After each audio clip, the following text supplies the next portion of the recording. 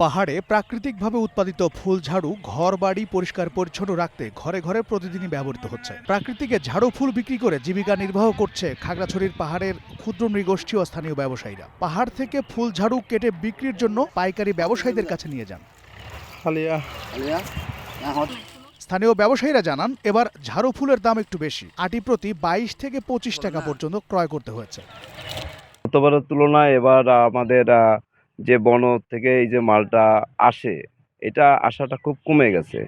কমে যাওয়ার কারণে এবার মালের দামটা একটু বেশি।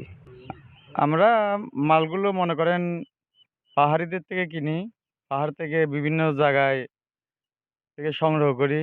শুকানো মাঠ খরচ দিয়ে আমাদের অনেক টাকা, প্রায় 25-26 টাকা খরচ আমাদের পড়ে যায়।